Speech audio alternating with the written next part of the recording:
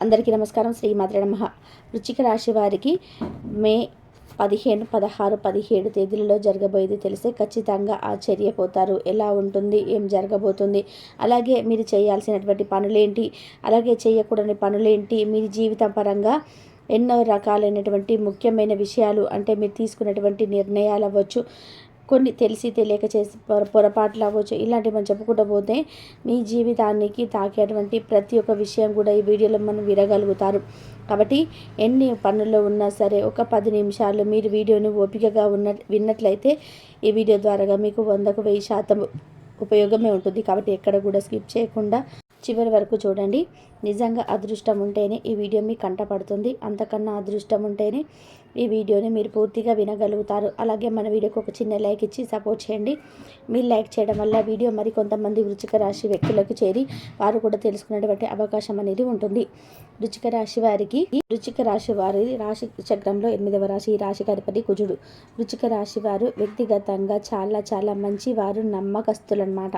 అంటే వృశ్చిక రాశి వారిని ఎవరైనా కనుక నమ్మినట్లయితే వారికి ఈ వృశ్చిక రాశి వారి వల్ల ఎటువంటి నమ్మక ద్రోహం కానీ నష్టం కానీ కలగవు. ఎందుకంటే వీరు ఎంతో నీతిగా, నిజాయితీగా, మాట మీద, ఇచ్చినటువంటి పని మీద కట్టుబడి నిలబడి ఉండేటువంటి వ్యక్తులుగా చెప్పుకోవచ్చు. నమ్మకానికి మరో పేరుగా మనం ఈ వృశ్చిక రాశి వారికి చెప్పుకోవచ్చు అన్నమాట. అంత నమ్మకంగా ఉంటారు. అలాగే వీరికి మనం ఏదైనా ఒక పనిని అప్పగిస్తే ఆ పనిని ఎంతో బాధ్యతగా, శ్రద్ధగా, వారి పనిని అన్నట్టుగా వారి పనిని పూర్తి చేసి చూపిస్తారనమాట. అంత శ్రద్ధగా, అంత తెలివిగా, అంత ఇదిగా ఉంటారనమాట. అంటే పని తప్పించుకొని పట్టనట్టుగా చేయడము, బాధ్యత లేకుండా చేయడము, ఏమో వస్తే వచ్చిందిలే, పోతే పోయిందిలే అన్నట్టుగా వీరు వ్యవహరించారు. ఇక్కడ కూడా వారికి కనుక ఏదైనా మీరు ఎంత మొండి పని చెప్పినా సరే దాన్ని చాలా తేలికగా, చాలా తెలివిగా ఆ పనిని సక్సెస్ చేస్తారనమాట.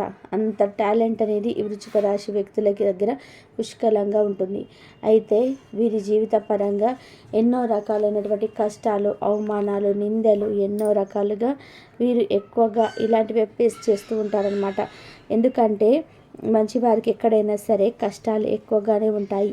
మంచివారికి ఎక్కడైనా సరే, అంటే మనసు ఉన్నటువంటి మనుషులకి మనశ్శాంతి అనేది ఉండదు.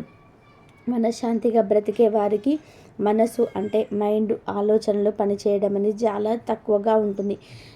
అంటే కుటుంబ పరంగా కూర్చోవచ్చు, ఇలా ఎలాంటి పరిస్థితుల్లో ఉన్నా సరే వారు ఏంటంటే మనస్సు లేని మనుషులు. ప్రశాంతంగా తిన్నామా, ప్రశాంతంగా మనకి ఉన్న దాంట్లో సంతోషంగా గడిపామా అన్నది మాత్రమే చూసుకుంటారు. అంటే ప్రతిదీ వారికి అనుకూలంగా మార్చుకొని జనాలని ఏంటంటే తెలివిగా పక్కత్రోవ పట్టిస్తారు. కానీ వారి యొక్క వ్యక్తిత్వం విషయానికి వస్తే వారి గురించి వారు పర్సనల్గా ఆలోచించుకొని వారిని వారు కాపాడుకుంటూ సేవ్ చేసుకుంటూ ఉంటారు. అలాంటి వారికి ఏంటంటే మానసికంగా ప్రశాంతం అనేది ఉంటుంది. ఆరోగ్యంగా చాలా వరకు కూడా బాగుంటారు. కానీ ఈ వృశ్చిక రాశి వారు ఏంటంటే కుటుంబం కోసం లోతుగా ఆలోచించేటువంటి వ్యక్తులు అన్నమాట.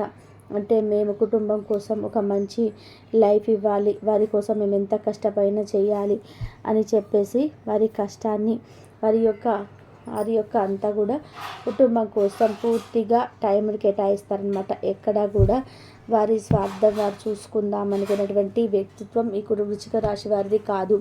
కాబట్టి వృశ్చిక రాశి వారు ఉన్నటువంటి వ్యక్తులు, అంటే వీరి భాగస్వాములు అవ్వచ్చు, ఇంట్లో ఇంకా ఏంటంటే చాలా వరకు కూడా అదృష్టవంతులను కూడా చెప్పుకోవచ్చు. వీరిని మనసున్నటువంటి మనుషులుగా, మంచి వ్యక్తిత్వం ఉన్నటువంటి మనుషులుగా, ఎంతో కష్టం చేసి శ్రమించేటువంటి మనుషులుగా ఇక్కడికి క్లియర్గా చెప్పుకోవచ్చు. అలాగే వృశ్చిక రాశి వారి గురించి మరింత సమాచారం తెలుసుకుందామండి. ఇక వృశ్చిక రాశి వారికి ఏంటంటే ఆ కుజుడి యొక్క అనుగ్రహం అనేది పుష్కలంగా ఉంటుందండి. మనకి గ్రహాలు ఏంటంటే ఎప్పటికప్పుడు ఏ రోజుకి ఆ రోజు, ఏ క్షణానికి ఆ క్షణం మారుతూ ఉంటాయి. వీరికి ఏంటంటే గ్రహాల అనుకూలత అనేది ఒక్కొక్కసారి లభించకపోయినా సరే వీరి యొక్క మంచితనం వల్ల, వీరి యొక్క మంచి మనసు వల్ల గ్రహాల అనుకూలత సరిగ్గా లేకపోయినా వీరికి చాలా వరకు కూడా దైవానుగ్రహం వల్ల పరిస్థితులు అనుకూలంగా మారుతున్నాయని చెప్పేసి ఇక్కడ మనం క్లియర్గా చెప్పుకోవచ్చు. ఇక వీరు ఈ 3 రోజులలో వచ్చేటప్పటికి 2 రోజులు బాగా బిజీగా ఉంటారు. ఒకరోజు కాస్తంత ఖాళీగా రెస్ట్ తీసుకోవడం అనేది జరుగుద్ది. అంటే కాసేపు ఎక్కువసేపు ఒక గంట 2 గంటలు ప్రశాంతంగా నిద్రపోవడము, లేదా ఇష్టమైనటువంటి ఆహారాన్ని వండించుకొని తినడము, కుటుంబ సభ్యులతో టైంని కేటాయించడము, ఇలా ఒకరోజు మాత్రం కాసేపు ప్రశాంతంగా ఉంటారని ఇక్కడ చెప్పుకోవచ్చు అనమాట. ఈ 2 రోజులు కూడా ఏదైనా ప్రయాణాలు, దూర ప్రయాణాలు చేసే అవకాశం అనేది ఉంటుంది. ప్రయాణాలు కూడా వీరికి తప్పకుండా అనుకూలంగా మారుతూ ఉంటాయన్నమాట. అయితే వీరి మీద ఏంటంటే నరదిష్టి ప్రభావం అనేది చాలా ఎక్కువగా ఉంటుంది.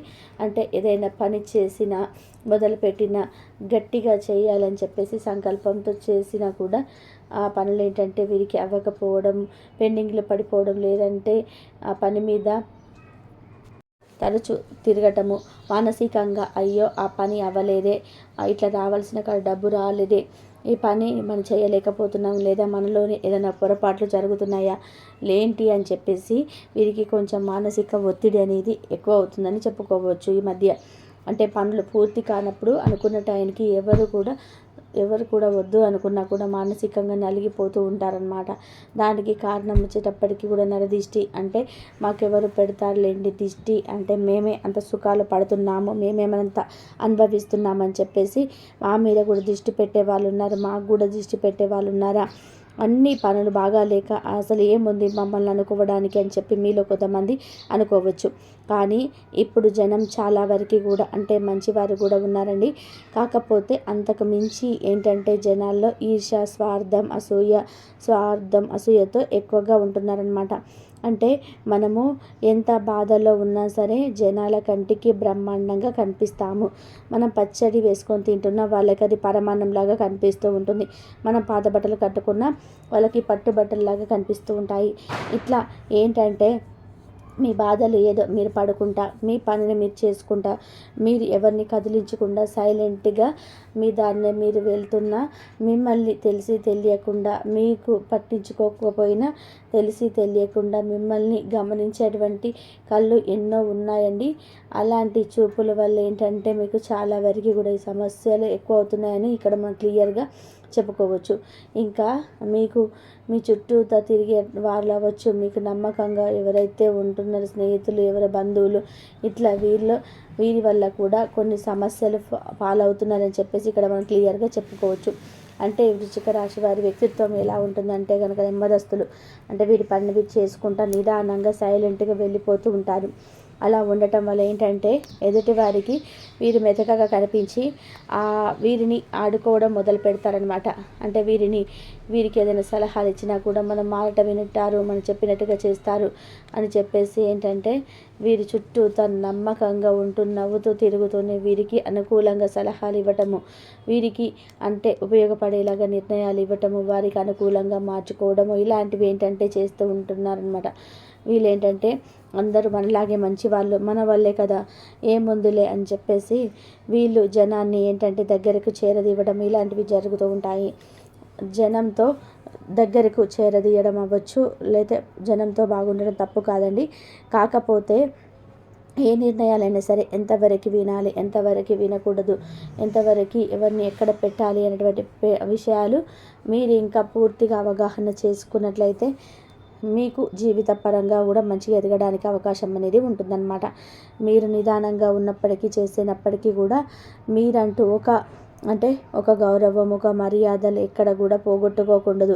ఒక భయం అనేది ఉంచాలి జనానికి. లేదంటే జనం ఏంటంటే చాప కింద నీరులాగా చేరి మనల్నే ముంచేసేటువంటి అంత ఇదిగా తెలివిగా మితిమీరిపోయారు. దానివల్ల వారికి వచ్చేటువంటి లాభం పెద్దగా ఏమీ లేకపోయినా కానీ వారికి తర్వాత జరగాల్సినటువంటి, ఎందుకంటే మంచి చేస్తే మంచి వస్తుంది, చెడు చేస్తే చెడే తిరిగి వస్తుంది.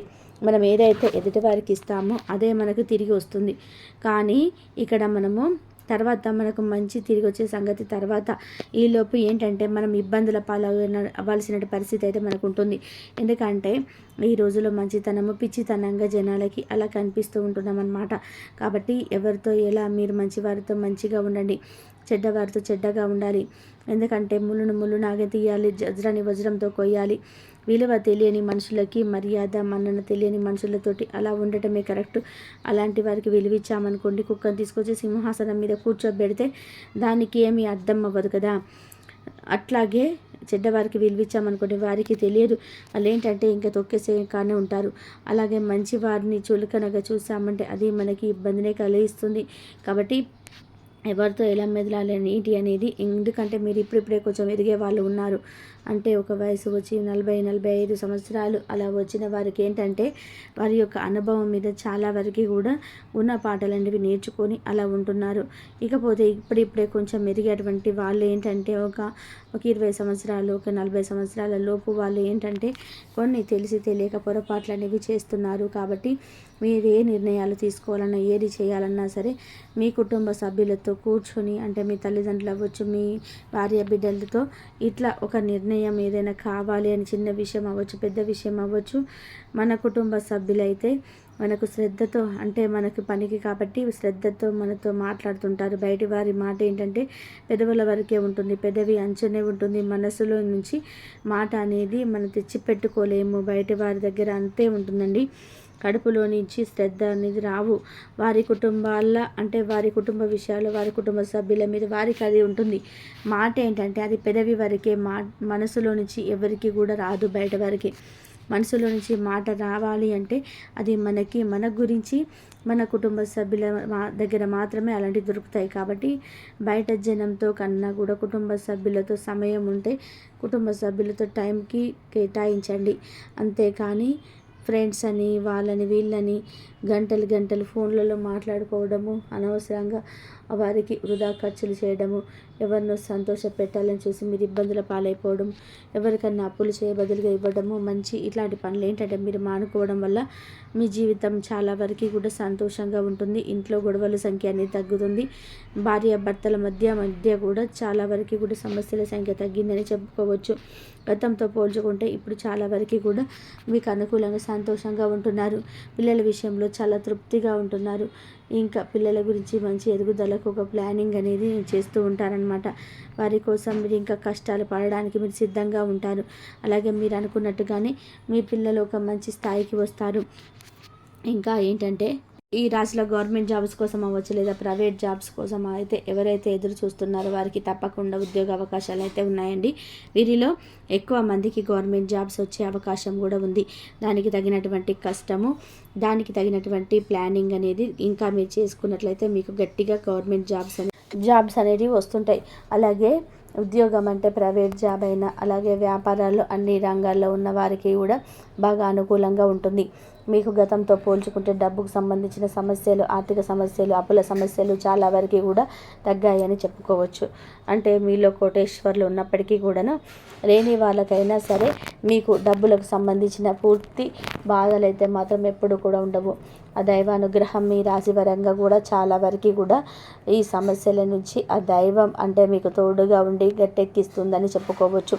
కాబట్టి మీరు కొన్ని ప్రత్యేకమైనటువంటి విధులనైనా సరే దైవానికి ఇంట్లో దీపారాధన చేసుకోవడము, కాస్త ఏదైనా గుడికి వెళ్ళి రావడం, శివాలయానికి అలా వెళ్ళి రావడం, కాస్త విభూతిని ధరించుకోవడము, కాస్త మంగళవారం ఆంజనేయ స్వామి గుడికి వెళ్ళడము, రాళ్ళ ఉప్పుతో దిష్టి తీసేసుకోవడము, అలాగే మీరేంటంటే కొంచెం మినుములు ఉంటాయి కదండి, నల్ల మినుములు, అలాంటి నల్ల మినుములు ఒక స్పూన్, అలాగే ఒక స్పూన్ బియ్యం గింజలు తీసేసుకొని, మీకు నరదిష్టి ఎక్కువగా ఉందని చెప్పాను కదా, కొంచెం ఆ నరదిష్టి అవ్వచ్చు, మీకు కొంచెం శత్రువులు కూడా ఎక్కువగా ఉంటారు.